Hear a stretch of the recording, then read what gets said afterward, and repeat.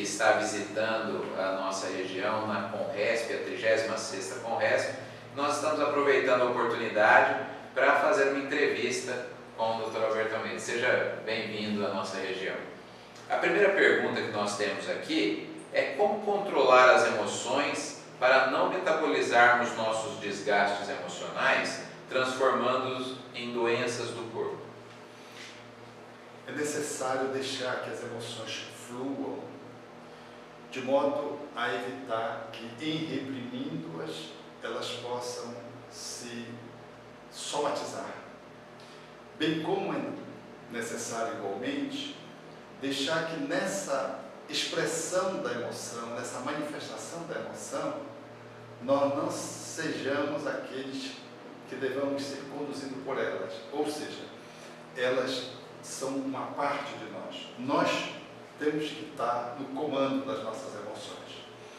Se não tivermos cuidado com isso, as emoções nos arrastam e nos levam também para desequilíbrios. É muito comum a pulsão instintiva, agressiva, que leva muitas vezes no impulso a pessoa a cometer um delito. Ela não gere a emoção por si mesmo o conduz e depois que ele comete o delito, ele cai em si e percebe que não deveria ter agido daquele modo. Aliás, até no âmbito da área do direito, argumenta-se às vezes como um atenuante nos homicídios, quando as pessoas agem por impulso. Então, é importante, lidando com as emoções, fazer contato com elas, reconhecê-las, identificá-las, não negá-las, não reprimi-las e não deixar que elas nos conduzam. A partir daí, em deixando ela se expressar e estando no comando dela, a partir de um trabalho interno mais profundo, nós vamos aprendendo a transformá-las, a educá-las, a refiná-las, a dar a elas um sentido positivo, porque toda emoção tem um sentido positivo. Esse é o trabalho de gestão da emoção que o condutor deve fazer. Muito bem.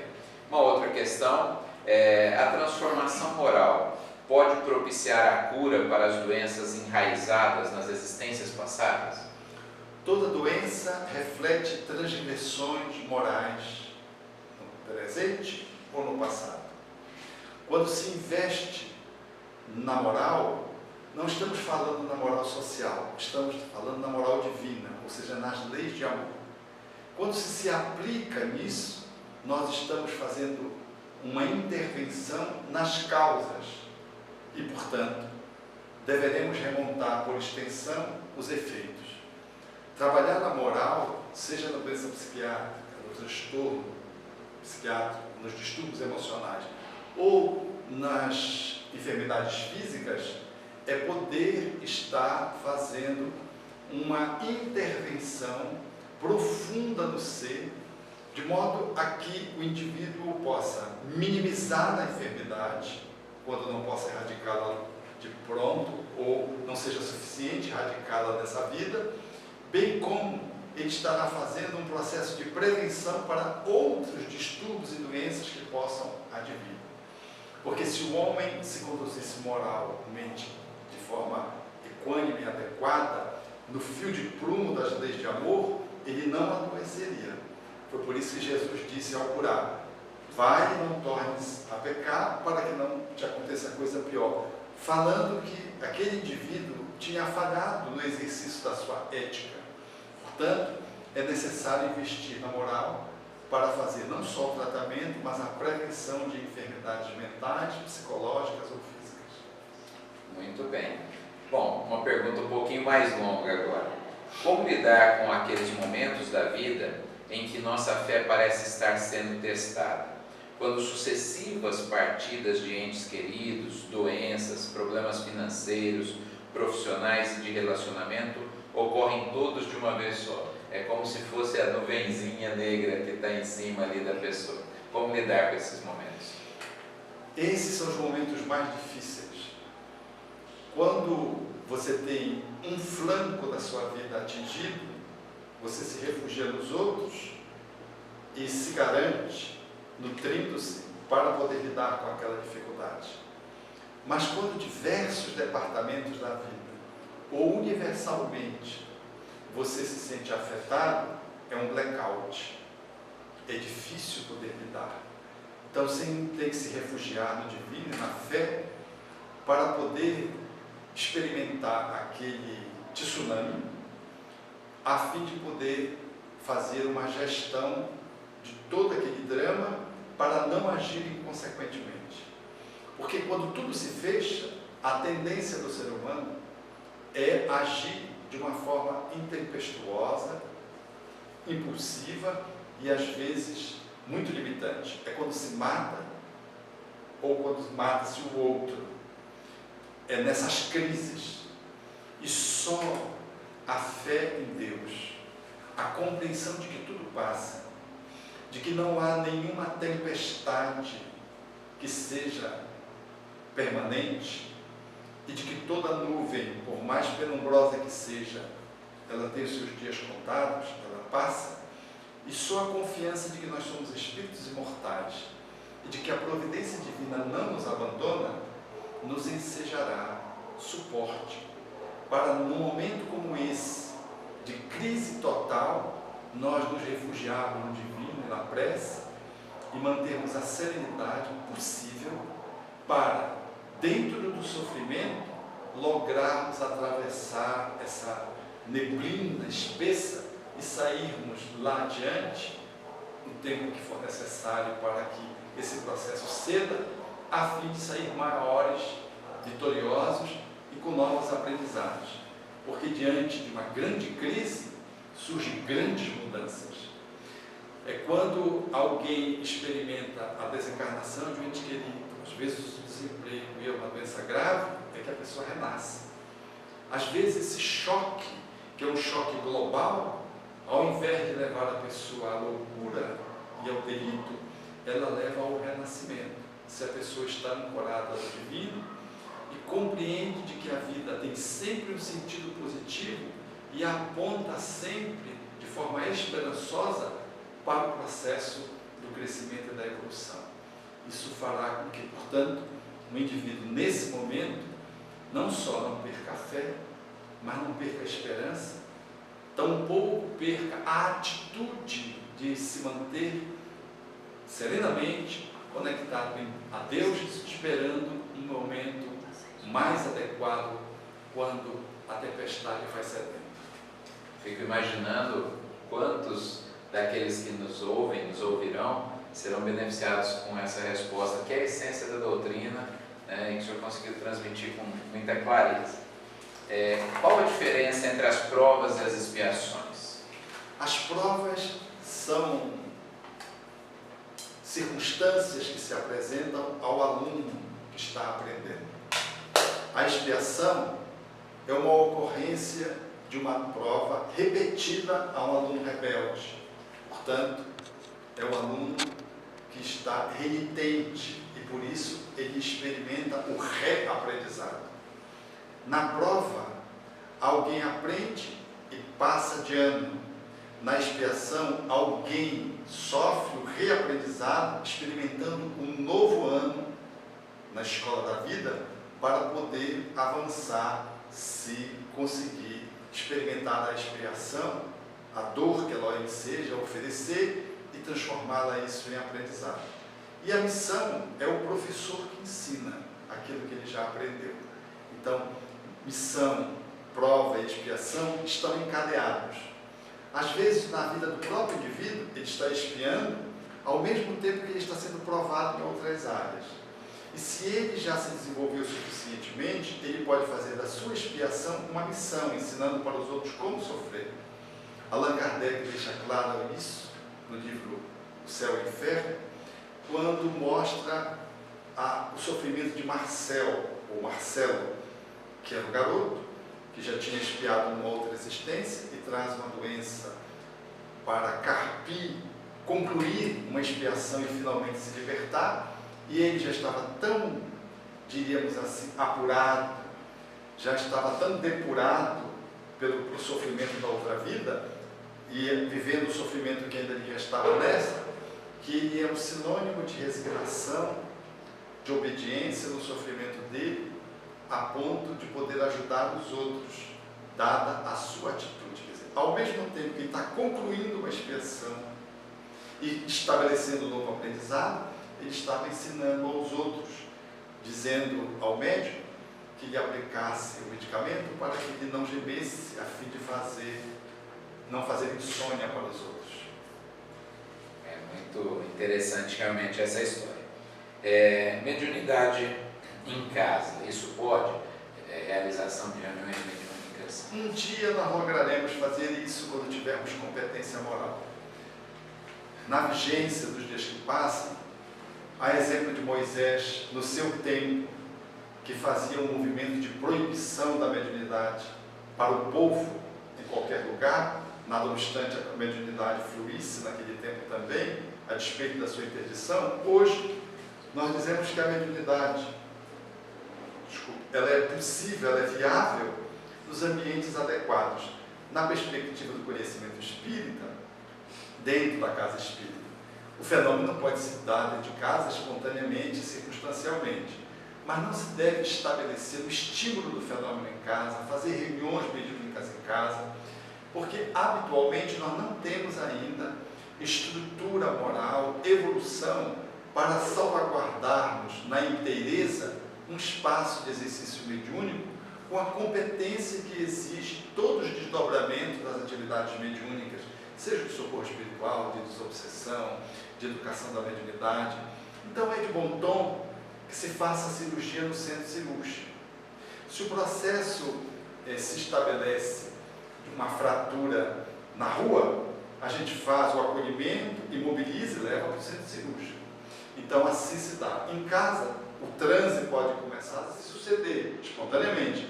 Então a gente conduz a pessoa à casa espírita, a fim de que a casa espírita possa lhe dar o atendimento mais adequado, porque ela é mais competente, ela está melhor aparelhada espiritualmente para fazer o trato da mediunidade. Por ora, eu penso que ainda nós não temos condições de fazer o exercício da mediunidade domesticamente. A gente costuma brincar nos cursos de mediunidade que as pessoas falam, olha, mas no passado fazia assim. Eu brinco, olha, no passado também fazia cirurgia sem anestesia, né? Verdade. Mas agora nós temos recursos melhores. Qual a visão espírita sobre a homossexualidade?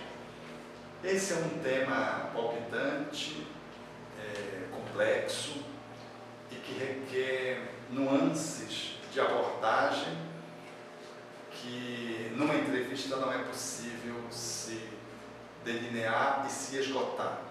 Mas o Espiritismo traz inúmeros esclarecimentos em torno da homossexualidade, seja das suas motivações, seja das consequências decorrentes do seu uso, seja do trato com as pessoas que trazem essa orientação afetiva, sexual, para se relacionar com a pessoa do mesmo gênero. Importa dizer, no entanto, de forma breve, de que não nos cabe nenhuma repressão policial, atitudes homofóbicas não mais são concebíveis nos dias atuais. O respeito pelo ser humano está colocado em nível máximo. E no âmbito da homossexualidade, os espíritos são muito claros ao dizer de que o ser humano ele tem o seu valor definido pelo bem que ele faz à comunidade. Então, o exercício da energia sexual numa pessoa que se disponha a poder trabalhar-se sexualmente pode se estabelecer, seja no nível da sublimação, numa escolha de abstenção, de comunhão sexual, seja no nível em que a pessoa escolhe um parceiro ou uma parceira correspondente ao seu gênero para coabitar e compor uma família, dizem os Espíritos, que são escolhas que as almas fazem e que merecem o nosso respeito. E o valor do respeito está relacionado ao quanto de bom e de bem que aquelas pessoas se fazem a si mesmas e à sociedade.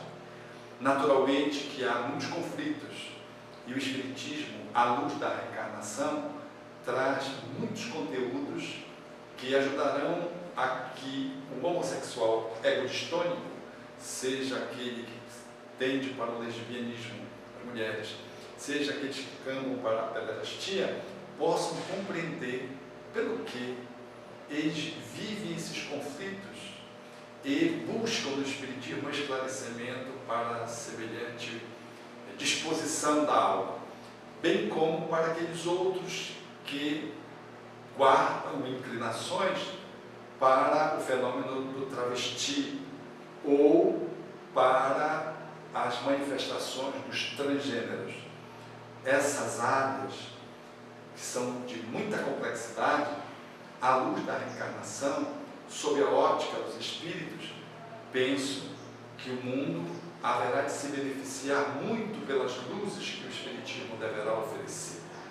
Sobretudo, no entanto, o amor é a pedra de toque que deverá ser levada em consideração quando tratamos de questões tão delicadas e melindrosas que levam-nos a desenvolver e a exercitar o respeito e a olharmos cada companheiro que faz a sua escolha no âmbito afetivo sexual como sendo da competência da pessoa e ela sendo responsável pelas suas escolhas, cabendo-nos respeitá-las e não julgá-las, porque aquilo que se aplica a uma pessoa não se aplica a outra e nós não podemos tomar como medida para o outro o nosso próprio comportamento, até porque também aquele homem que anda na terra, aquela mulher que anda na terra em regime de heterossexualidade tem inúmeros desafios a serem vistos no campo da prostituição, no campo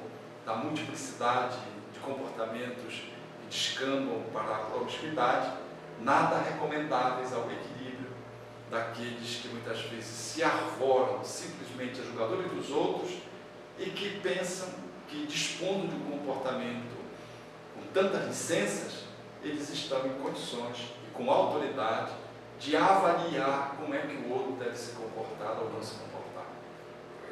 Pois bem, muito esclarecedora também, e como o senhor disse, é um assunto muito amplo que precisaria de mais tempo, não é? Um outro assunto bastante amplo: tecnologia, internet e redes sociais. Quais os avanços e retrocessos que essas ferramentas contemporâneas trouxeram para a divulgação do Espiritismo? Se é que trouxeram, não é? Toda tecnologia, a cibernética, a robótica, tudo que o mundo conseguiu produzir através da ciência, nas suas diversas manifestações, é nobre porque decorre do gênio inventivo humano e das suas construções através da criatividade. Caracteriza o quanto o homem tem avançado. Agora, a forma de usar é que requer maturidade. Nós descobrimos e inventamos o avião e podemos transportar as ogivas nucleares, se quisermos, mas podemos transportar as pessoas. Então, o objetivo com que se usa a tecnologia é que fará com que ela seja ecológica ou não para a terra, para a família e para o indivíduo. Ninguém pode, de boa mente, se arvorar a dizer que o computador é uma coisa ruim. Hoje não se vive sem o computador. O computador é uma das magias da cocriação dos homens, da humanidade, manejando o seu potencial criador e estabelecendo esse gênio, o seu gênio inventivo, essas máquinas cada vez menores e que nos dão uma dimensão do que é o perispírito no processo de redução de memória. Os computadores cada vez mais são menores. Num bolso você carrega uma biblioteca ou carrega uma universidade. Num bolso você carrega mais de 100 mil livros. É assim que funciona a memória perispiritual. Essa condensação de memória também está apontando, através desse processo virtual, para esse mundo espiritual de onde nós somos originários. Agora, como fazer com o computador com a criança? Como lidar com o computador para não se esconder atrás da máquina? Como não desenvolver as doenças hoje ditas as doenças da internet, que hoje a psiquiatria começa a contemplar as compulsões, as pessoas que se valem da internet no sistema do isolacionismo, os surtos que se dão, o efeito fantasma, os problemas do Google, onde você lê no Google que começa a fazer os sintomas das doenças. Hoje são mais de 10 doenças ou de sintomas que apontam para patologização no mau uso da máquina. Mas isso não é a tecnologia. Não é um retrocesso, não é um mau uso. Né? É a forma como a gente está lidando com aquilo que a gente cria. Do mesmo jeito eu posso pegar um carro e atropelar as pessoas, dirigir alcoolizado. Eu posso pegar uma faca, ao invés de cortar os alimentos, enfiar no outro. Então tudo que chega são bênçãos que nós precisamos tecnologicamente abraçar, desenvolver, aprimorar, mas precisamos de um norte moral, ético, para fazer um bom uso, a fim de que as máquinas fiquem a serviço dos homens e não os homens escravos da máquina. Muito bem. Sobre esses mesmos expoentes da modernidade, quais os prós e os contras para a evolução da humanidade e dos espíritos encarnados? Acho que o senhor já comentou aí, mas outros prós e contras dessas novas tecnologias? Eu penso que nós estamos avançando. A evolução não tem limite. As novas gerações, elas demonstram isso claramente, lançando mão da inteligência artificial e deixando os adultos perplexos. Outro dia eu conversava com um professor que fez um site para mim. Ele tinha 26 anos. E ele dizendo que quando ele se reúne em São Paulo, numa reunião que tem periodicamente, do pessoal que trabalha com a plataforma, eu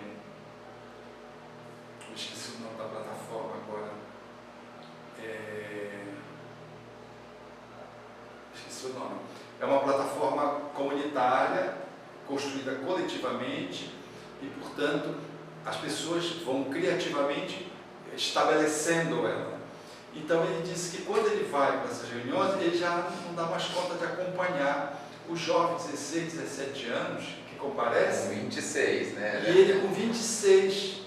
E eu quase para desencarnar, tomando aula com ele. Então esse processo é um processo muito curioso. Mas não só na área da tecnologia, em todas as outras áreas, nós estamos recebendo espíritos gabaritados que vão potencializar o progresso na arte, na música, na literatura, na medicina, na linguagem. Nós estamos vivendo uma revolução que se está vigente num planeta que vai saindo da condição de provas e expiações para a regeneração, ao mesmo tempo em que vivemos paradoxalmente o abuso, a violência, o fanatismo, os homens bombas, então, e as patologias graves, desafiadoras.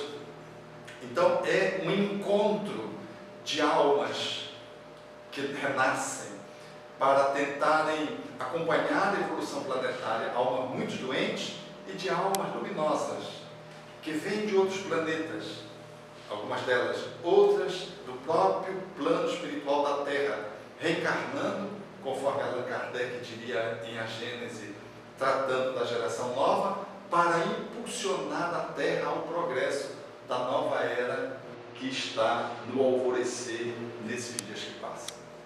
Muito bem, nós estamos quase no final, né? Temos uma pergunta aqui no final da nossa entrevista. Por que a regressão e a terapia de vidas passadas não constituem violações ao princípio do esquecimento das existências pretéritas? Pode constituir uma violência, conforme o Espírito Emmanuel propõe, se for feita por curiosidade. Mas como estratégia terapêutica, é como uma cirurgia.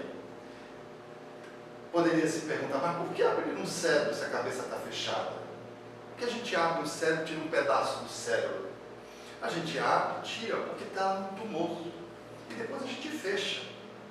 Então, a terapia regressiva vivências passadas não é uma excursão para saber, curiosamente, quem eu fui de bom ou de mal. É uma cirurgia na alma, terapeuticamente bem indicada, exercida por profissionais que se adestram para mergulhar nessa alma, ou por outra, ajudar essa alma a mergulhar em si mesma e trabalhar um conflito que está presente no aqui e no agora, mas que tem a ver com o passado. Então, abre-se janelas, a exemplo do cérebro, abre-se janelas para se trabalhar conteúdos conflitivos, dando oportunidade para que a pessoa possa ser mais ela e poder viver melhor.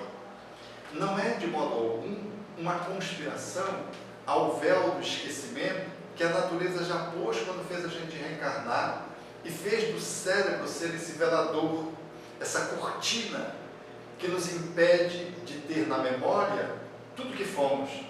Nós trazemos instintos, inclinações, tendências, mas trazemos. Nós não temos a memória velada de uma forma absoluta, é parcial. E o véu do esquecimento é colocado, segundo os Espíritos de Allan Kardec, para que pudéssemos, em O Livro dos Espíritos, sermos senhores de si. Então, está tudo certo. A intervenção da regressão de memória, portanto, não é algo selvagem que eu vou aplicando em grupo, nas pessoas de qualquer jeito, para saber se ela foi faraó do Egito, se ela veio na época do cristianismo. Não. É uma intervenção psicoterapêutica para atender almas que estão aprisionadas a um determinado conteúdo, a uma determinada memória do passado. Abre-se uma janela nesse conteúdo, terapeutiza-se essa pessoa, ajuda-se a que ela possa se colocar melhormente diante desse conteúdo que ela está embaraçada, trazendo para o presente, impedindo que ela viva no presente, e assim ela se torna mais senhora de si. A regressão de memória, em realidade, é uma bênção da divindade que dotou a psicoterapia com essa ferramenta.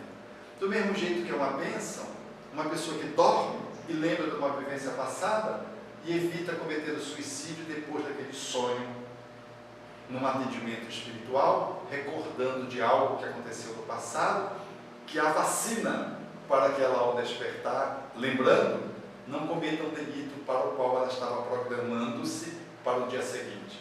Do mesmo jeito que numa reunião mediúnica, os espíritos trazem o passado através de um obsessor e revelam esse passado numa reunião equilibrada, pontualmente, um conteúdo, ajudando alguém que vai ouvir uma história, ajudando-lhe a viver melhor o presente.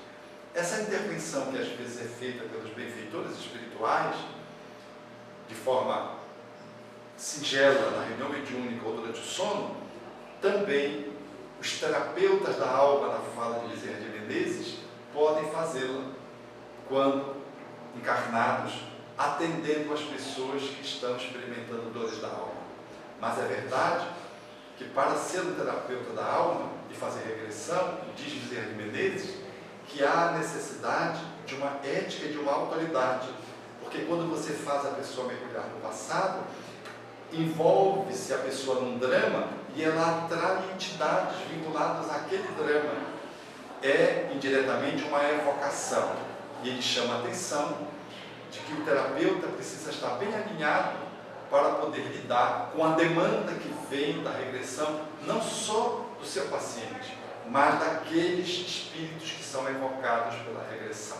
Logo, a regressão precisa ser feita de forma competente por um profissional treinado e habilitado eticamente para usar essa ferramenta num tempo próprio dentro do processo psicoterapêutico.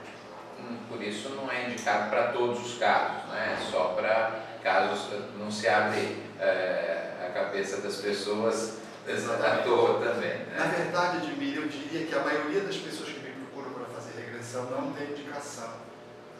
É porque elas procuram por bobagens. Porque acontece uma coisa que eu vejo muito frequentemente. As pessoas querem ir no passado porque elas não querem olhar para o presente. O problema está aqui. Então, ir para o passado é uma fuga. Então, a maioria das pessoas que me buscam para a terapia de regressão de memória, elas não têm indicação. Elas têm indicação de fazer terapia no presente. E algumas sim. E, como profissional, a gente faz a seleção e indicação para cada caso que seja plausível. Eu quero falar com você, meu querido amigo, amiga, companheira que está me escutando nesse momento e me vendo, de que o mundo convida você a fazer um movimento tão extraordinário de que você não se dá conta. É que, caótico como o mundo está, tu és chamado a poder encontrar no caos o cosmos, no conflito o crescimento, na deserção o teu autoencontro, no desespero a possibilidade de poder descobrir a fé. Eu e você estamos sendo convidados, à luz do pensamento espírita, a olharmos a vida por uma outra janela. O mundo não está perdido. Nós é que nos perdemos de encontrarmos dentro do mundo. O mundo aguarda você, eu, para que nós possamos fazer um grande encontro conspirador, ajudando a que a humanidade possa viver nesses dias solidariedade, fraternidade, igualdade, liberdade, que tem escasseado tanto nesses dias. Um abraço carinhoso para ti e vamos exercitar a bandeira do amor, porque é isso que está faltando nesses dias de carência, de conflito e de crise. Bem, além das mais de 400 pessoas que estão tendo a oportunidade de se beneficiar do conhecimento do Dr. Alberto Almeida aqui, os nossos ouvintes, as pessoas que nos assistem na sua casa, também puderam e poderão se beneficiar com essas respostas. Muito obrigado.